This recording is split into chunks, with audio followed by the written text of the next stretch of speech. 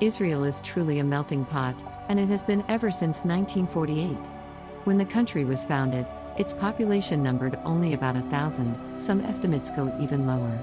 Most of these people were the ancestors of today's Palestinians, as well as Bedouins and some other minority groups. Oh, and then there were a few dozen Jews. Some of them had been there since biblical times, others had migrated to the Holy Land for religious reasons much later. Then, independence came in 1948.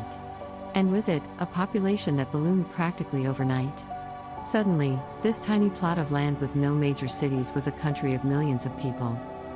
Both then and now, this unique mix of hundreds of backgrounds has created a culture that can't be described as anything but Israeli.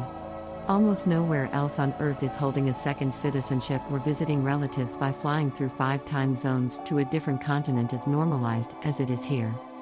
Today, Israel's countless subcultures, ethnic groups, and its mix of backgrounds make it one of the most unique countries on the planet.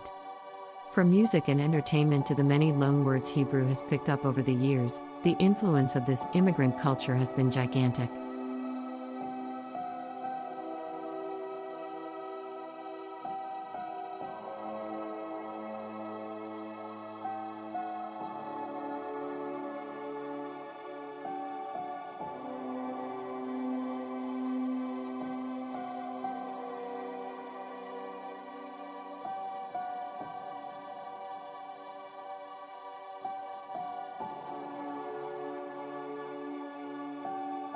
Israel was founded in 1948 as the independent national home of the Jewish people.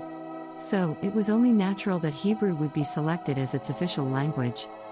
While the revival of Hebrew had already been underway since the late 1800s, Israel is known for being the only country in the world where everyday business is conducted almost entirely in this ancient language. And that's no small feat, considering that the vast majority of the Israeli population in the early days didn't know any Hebrew before they moved to the country. Special fast-track language schools, called Ulpanim, were set up specifically to solve this problem. It's almost a miracle that this approach worked well, considering Hebrew can be very difficult to learn. It doesn't share a lot of similarities to other living languages apart from Arabic, and its grammar, spelling, and various pronunciation rules are notoriously hard to master.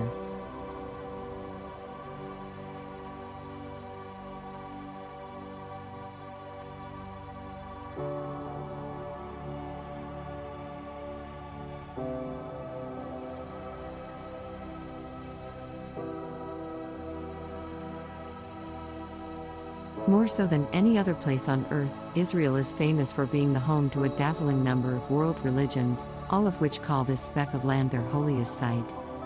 Nowhere is that more obvious than in Jerusalem.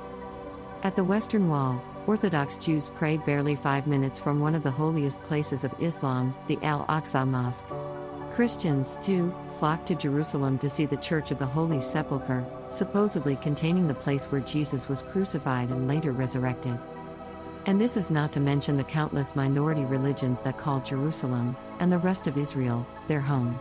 From the Baha'i Temple in Haifa to the ancient Samaritan religions still thriving in the northeast of the country, Israel is a place of faith like no other.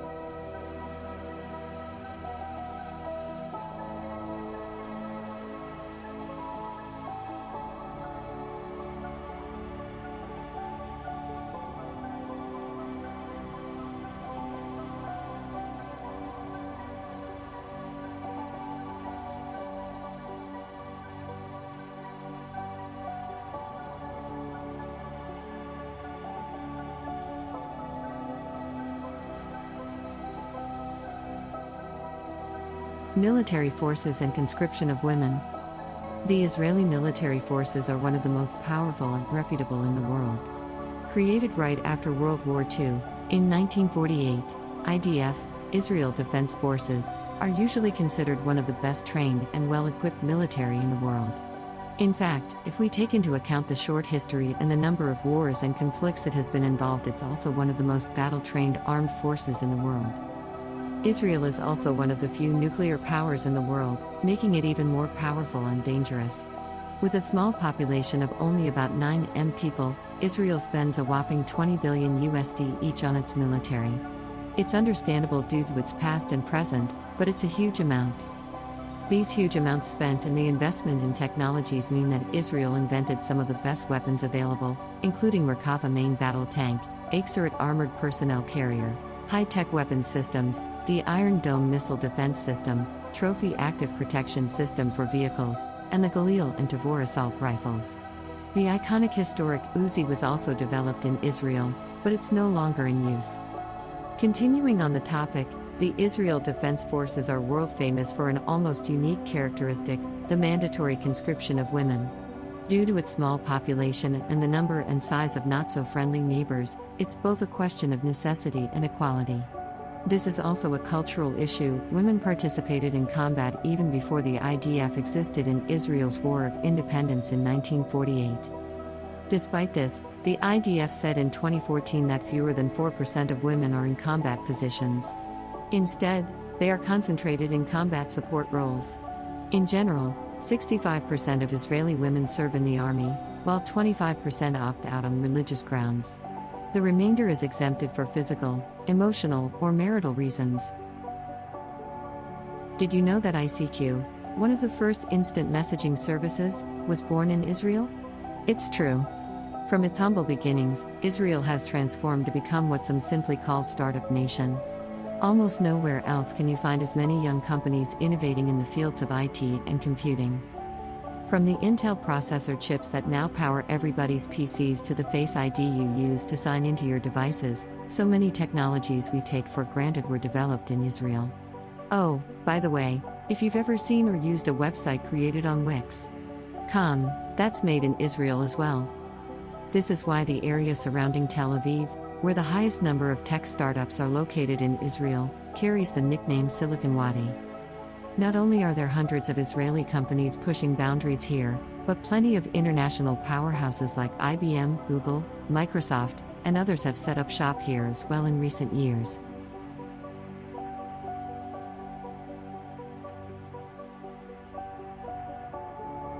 Scientific breakthroughs.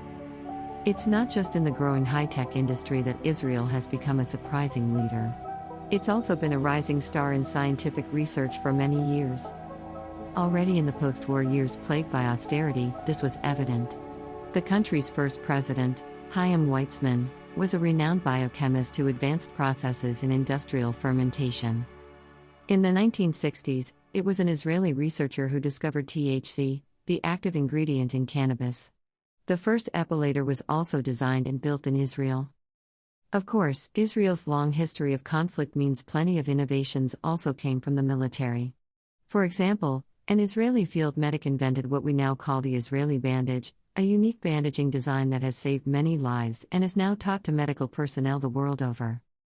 Oh, and if you too have that one friend who can't stop showing off his drone flying skills, let him know one thing. Yep, Israel's Air Force was one of the first to make use of these light pilotless planes, as they were called all the way back in the early 80s.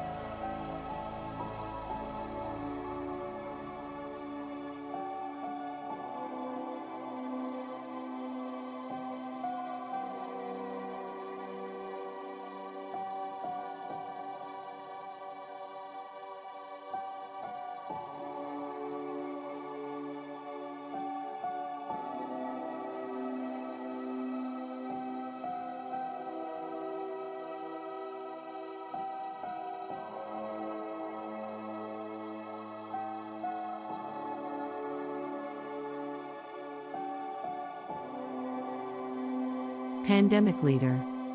Finally, the last thing Israel is known for, particularly in recent times, is its strength in fighting emergencies. Of course, I'm talking about the way the country handled the COVID-19 pandemic. Israel was faster to vaccinate most of its citizens than almost any other country in the world, and even now in 2022, it leads worldwide in terms of the share of the population that has received booster shots. With an immense military and security infrastructure that operates around the clock, and a national culture that has been shaped and toughened by wars and catastrophes, it's no wonder that Israel has been doing such an exceptional job in fighting the pandemic.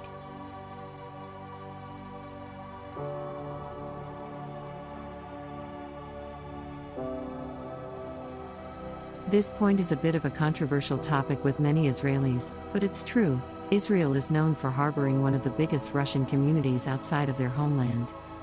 The backdrop of this development would make for an exciting political thriller.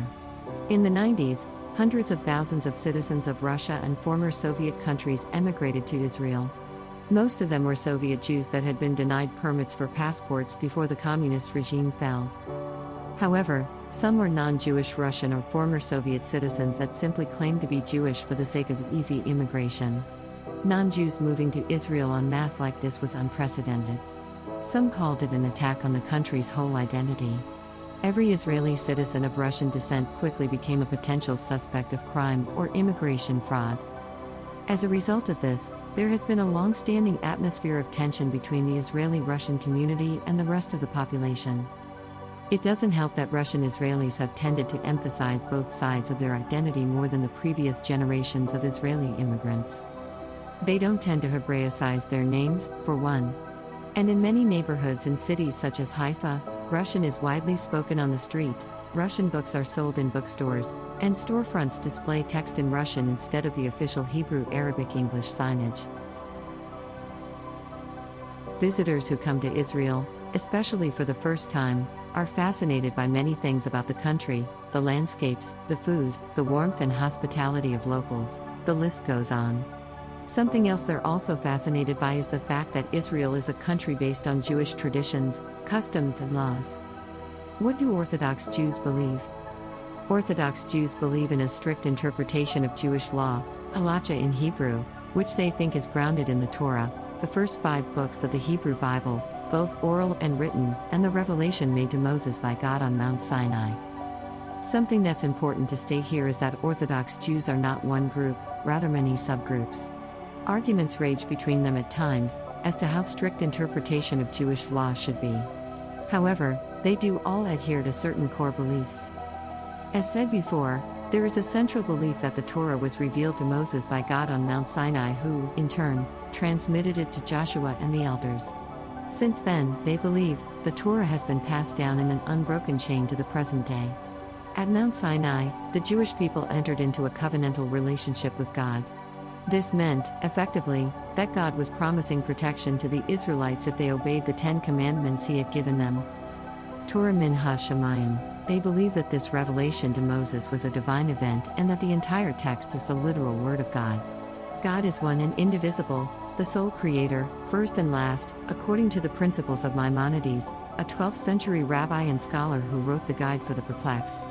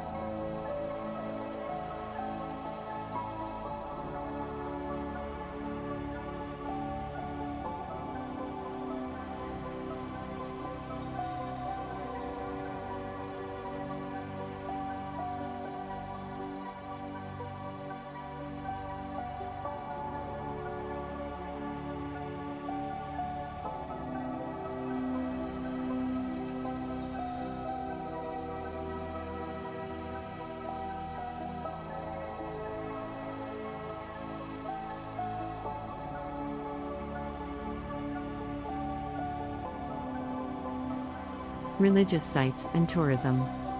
Millions of tourists travel to Israel and Jerusalem for religious reasons, and much more would love the same. The most interesting thing is that it's not only one religion attracting people but as Israel is home to the holy sites of the three main monotheistic faiths, Jewish, Christian, and Muslim. Most of the more important sites are located in Jerusalem, but a few others are spread over Israel and the Palestine territories. There are numerous major Christian sites in Israel. From the Church of the Holy Sepulchre, Jesus' final resting place, to the Via Dolorosa, both in Jerusalem, but also the Church of Nativity in Bethlehem, where Christ was born, or the Sea of Galilee, where the miracle of Jesus walking on water supposedly occurred. These sites attract millions of Christian pilgrims and tourists. The Dome of the Rock and Al-Aqsa Mosque inside the Temple Mount complex in Jerusalem is one of the holiest places in the Muslim world. It's labeled Jerusalem's most recognizable landmark due to its beautiful golden roof.